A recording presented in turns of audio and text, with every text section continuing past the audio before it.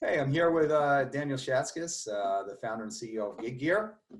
But I mean, also we have to bring up, this is a special interview because he's also an emergency medical technician in New York City, the epicenter of the coronavirus COVID-19 pandemic. So tell me about that experience, what you've been going through and what you've seen. Yeah, it's been pretty crazy. It was very crazy for a time. I've been a volunteer EMT I'm in my 19th year now. I was in my initial class to become an EMT back on September 11th, 2001. So that was an eye-opening experience to what, a first responder can be exposed to at any given point. Obviously I was in my class, so I didn't respond to that, but it was still pretty eye-opening. But since late 2001, I've been volunteering as an EMT in my community. But in the 19 years that I've been doing this, I've never seen anything like what we're experiencing with the coronavirus. The types of calls that we're seeing, what we're seeing patients, the symptoms that they have, what they're dealing with, and then just the overall volume of calls was astounding. For a time, it was really 24/7 constant. The radio was just going one after the next,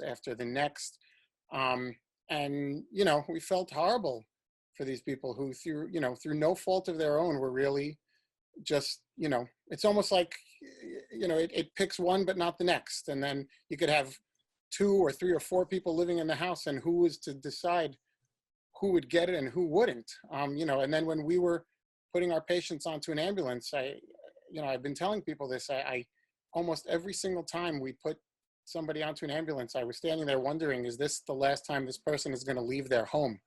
And it's a sad thing to think about for somebody. Obviously that could be on any regular day too, if someone's having a heart attack or something like that. But with this, it was almost every patient for quite a while. So that's what it's been like, although the volume has slowed down a good bit in the last week. So at least for us, I know that FIDNY, the fire department of New York, their EMTs and paramedics are still seeing quite a call volume. And who knows how long it's going to stay like that. Well, at least you're able to do this interview. So, I mean, that's a Yeah. good sign that I guess it's slowed down a little bit, that you're able to take 10 minutes on a call. So, I mean, that's Sure. that's a good thing to see. I mean, if there's a positive, I guess it's a good thing to see. So, Yeah. And you're also running a business. So how are you, juggling those two? And, obviously your business is, could be hurt, of course, with what you do. So how has that been for you lately? Yeah, juggling them was actually, well, I would say it felt like it should be difficult, but unfortunately it wasn't so difficult. Business has not really been great, like a lot of people. Yeah. The way that I go on my calls is normally we all carry radios with us, and if you hear a call, you answer it. We answer in our own personal cars. With me, I've been keeping all this. Sorry, I'll get down here. I've been keeping PPE, this personal protective equipment, right next to me, right where I work every day. So that way, if a call comes out and I'm available to go, I just quickly throw it on and I go.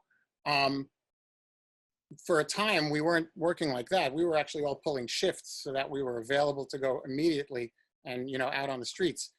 But I would like to say that it was hard to juggle between the two of them, because that would mean that there was business to be done. Unfortunately, at Gig Gear, we manufacture products and accessories intended for people who put on live event entertainment shows, concerts. So you're talking anybody from the musicians, the performers, the roadies, the techs, the stage crews, the lighting guys, all those people. That's who we make products for. And right now, that entire industry, as everybody knows, I'm sure, is completely decimated. It's non-existent, both here in the US and for the most part around the world. So it wasn't hard to juggle them and then have to decide what to be doing. My first priority was really getting out and helping where I could. But on the other side of it, there's always that thought in the back of my head is, how can I keep the business going? And what can we do? And at Gig Gear, like I said, we make products for the people that are doing the work that are out there. And We make products to make people's jobs more efficient, more enjoyable, safer, and easier. So if people are now working from home, well, then we wanted to pivot to see what we could do for them at home. So we just came out with a brand new product called the Camelot, as in webcam. And what it is it's a giant screen that mounts, it slides right onto any chair, and it's dual-sided. So on one side, it's got a white screen, so it can just be discreet, very clean looking. And the other side is a green screen if you want to project a virtual background on it. And it completely blocks out your entire view behind you. So for a lot of people, I'm working from my home studio. I kind of like the way it looks back there with all the guitars, but a lot of people are working from bedrooms, dining rooms. They've got their kids running around in the background at school, and they don't necessarily, not everybody keeps a clean house, and they're a little embarrassed about what it might look like behind them. So with our Camelot screen, you can just slide it onto your chair. It blocks out the whole, basically background behind you, and you can keep your home and private life private and your professional life in front of you. And we just launched it last week, taking pre-orders now. We hope to be shipping them by mid-May. And that's how we hope to keep the business going until the live industry comes back, and we'll keep trying to think of products like that to help people do their work in whatever way it needs to get done. But it's at some point, someday, this will end. So you do, you are saying that you do feel confident though after, don't you? I mean, you think that the music industry is going to be doing pretty well, maybe even gangbusters after things.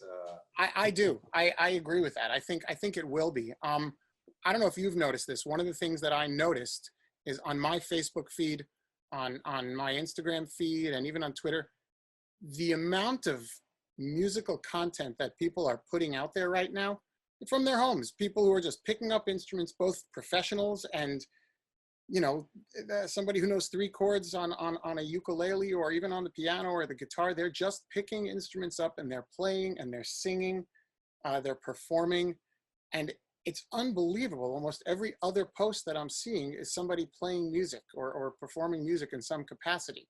And to me, what that says is that in times like this, music is a necessity.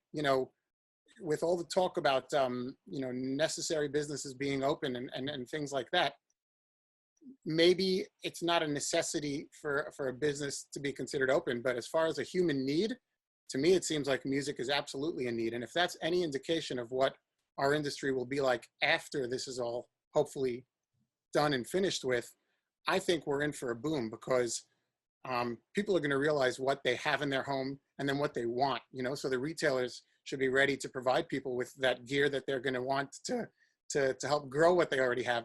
And then for the people that maybe hadn't picked up an instrument in, a year, 2 years, 3 years, or maybe even since they were a kid, and suddenly they found that they were enjoying it again. Well, it's our job in the industry to bring them back and make sure that they want to continue playing that music even after this is done and help them keep that hobby going. And I think that's going to happen. I really do. I think we're in for a boom when this is done, because so much content is being created, and I can't imagine people are just going to want to stop suddenly once they've gotten going. So yeah, music is a necessity, and we're well positioned to help provide that for all the people out there that need it. Well, no doubt, people, when it does end, which hopefully soon, people are going to appreciate things a lot more. I think that's going to be certainly the case. And music is one thing I think people are going to really appreciate, especially live music. I mean, maybe you could play at home, but the live music you don't really have, except over videos. But there's nothing like experiencing it in person. I mean, it's just not the same. So yeah, there's no doubt. Absolutely right. Absolutely right. Oh, well, thank you. I really appreciate it. If you want to see Danny in a PPE suit, check out the May issue of the Music and Sound Retailer. I'm sure everyone wants to see that. Yeah. Unfortunately, it was about 5 sizes too large, but we will take what we can get. I wasn't going to complain. As long as I was fully covered, I was happy to be wearing it. Absolutely. I'm sure we can't wait, and you don't want to miss that. Okay, so we'll have that. So thank you so much. I appreciate it, and thank you for everything you've been doing. I mean, on the front line, that's what's really most important, right? Thanks, Brian. Well, look, it's something I've been doing for 19 years. So if ever there was a time to give back, and I'm not the only one. I have 2 brothers that are both cardiologists. They're both working in hospitals, putting in way more hours than normal. And God knows how many thousands, tens of thousands of people around the country are doing the same thing in whatever capacity. So kudos to everybody that's putting in any kind of effort to give back to the community. So I'm happy to be doing what I can, and I'm thankful for everybody else that's doing the same. Thank you. You're absolutely one of our industry's heroes. So thank you. Thanks, Okay, Brian.